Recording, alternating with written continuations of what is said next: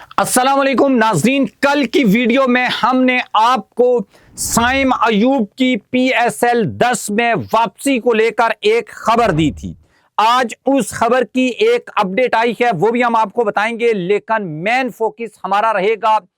फखर जमान की वापसी को लेकर। दूसरा जो सबसे इंपॉर्टेंट पॉइंट है वो है बाबर आजम और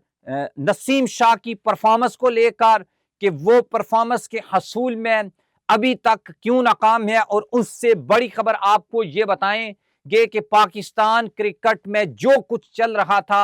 अब वो चाहे ग्राउंड की कंस्ट्रक्शन हो, पीसीबी की बाकी मामलात हों, या फिर टीम सिलेक्शन हो, और ये जो हमारा क्रिकेट का सवाल है, इसको लेकर मोहसिन नकवी को कहां पर तलब किया गया है, ये हम डिस्कस करेंगे। आप हमारे चैनल को सब्सक्राइब कर लें, बेल आइकन को आपने लाजमी प्रेस करना है, और कमेंट बॉक्स में आपने अपनी ओपिनियन लाजमी लिखनी है। दोस्तों, अगर हम सबसे पहले बात करें तो एक वीडियो में मैंने आपको बताया था कि बाबर आजम और मोहम्मद रिजवान जो हैं, उन्होंने नेशनल T20 कप जो है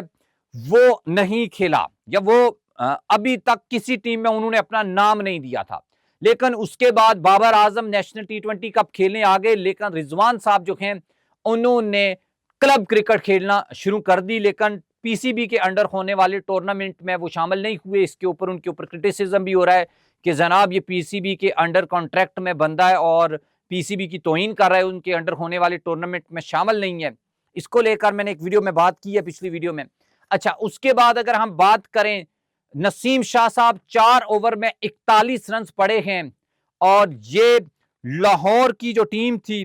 लाहौर बिलूज, ये उसमें शामिल थे, और इसी टीम में शामिल थे जनाब साबिक कप्तान सुपरस्टार बाबर आजम साहब। और बाबर आजम साहब जो हैं वो भी नाकाम रहे। उन्होंने मेरे ख्याल में कुछ 17 बॉल्स के ऊपर 22 रन बनाए हैं, और लाहौर बिलूज की टीम कराची के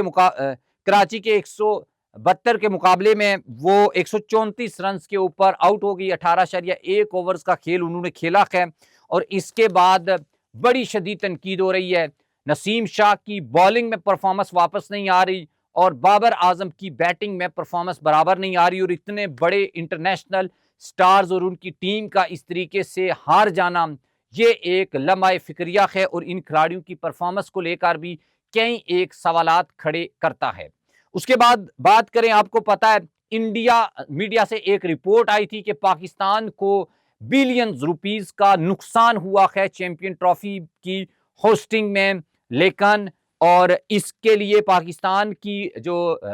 अपनी हमारी पार्लियामेंट की कायमा कमेटी है, उसमें पब्लिक अकाउंट कमेटी कहा जाता है उसको, पब्लिक अकाउंट कमेटी, उसके जो चेयरमैन हैं वो पीटीआई से ताल्लुक रखते हैं, उनका नाम है जुनेद अकबर। उन्होंने पीसीबी के ऑफिशियल्स को बुलाया था, और मोहसिन नकवी साहब वहां पर पेश नहीं हुए थे, और मुकम्मल जो डिटेल्स हैं वो अब सामने आएंगी। मोहसिन नकवी साहब को तलब कर लिया गया है, ये बताएंगे कि ये पैसा जो लगा था ये किसने लगाया था, कितना पैसा कहां पर लगा, और उन्होंने 29 अरब की बात की है, उसमें आईसीसी ने कितने पैसे दिए हैं, अपनी तरफ से कितने लगे हैं, और ओवरऑल इस इवेंट में कितना पैसा पीसीबी को बचा है, क्योंकि पीसीबी अब कानूनी तौर के ऊपर जो वफाकी काबीना है उसके अंडर आती है। उसके बाद बात करें फखर जमान, बहुत सारे लोग फैन हैं फखर जमान के, साइम अयूब के, और पीएसएल आपको पता है स्टार्ट होने वाला है, और पीएसएल का सबसे इंपॉर्टेंट एडिशन 10वां एडिशन, जिसको एचबीएल पीएसएल 10 कहा गया है, इसमें ये दो जो खतरनाक ओपनर हैं, दो मुख्तलिफ टीमों की जानब से खेलते हैं। साइम अयूब जो हैं वो पेशावर जलमी की तरफ से बाबर आजम के साथ ओपनिंग करते हैं, और फखर जमान लाहौर कलंदर में शामिल हैं। तो अब लाहौर कलंदर के जो ऑफिशियल हैं, सीईओ हैं समीन राना साहब, उन्होंने ये बताया है कि फखर जमान फिट हैं, और वो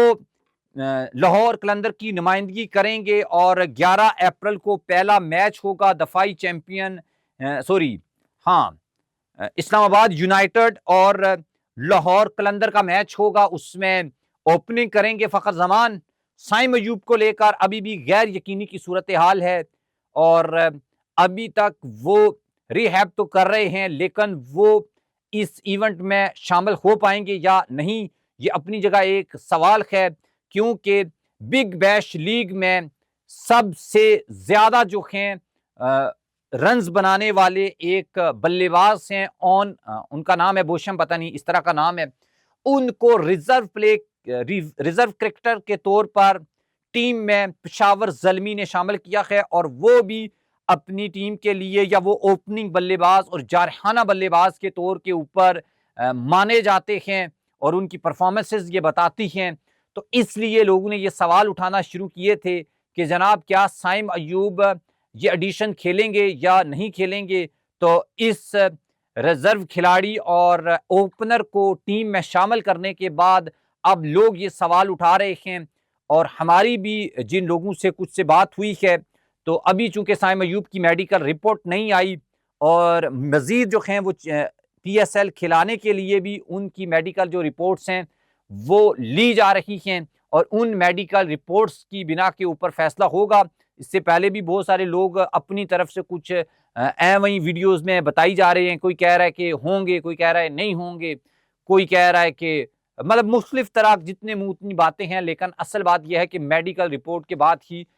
असल कहानी सामने आएगी कि वो कितना रिहैब हुए हैं, कितना सेहतयाब हुए हैं। वैसे उन्होंने अपनी हनीफ मलिक जो उनके ट्रेनर हैं उनके साथ वो ट्रेनिंग करते हुए तो हमें नज़र आए हैं कुछ वीडियोस में जो सोशल मीडिया के ऊपर वायरल हुई हैं और वैसे भी उनके जिम की एक तस्वीर भी वायरल हुई थी। तो लेट्स सी, देखते हैं कि साइम अयूब जो हैं उनकी रिपोर्ट का इंतज़ार है, मुझे भी और आपको भी होगा। डेफिनेटली हम देखना चाहते हैं साइम अयूब को दोबारा खेलते हुए।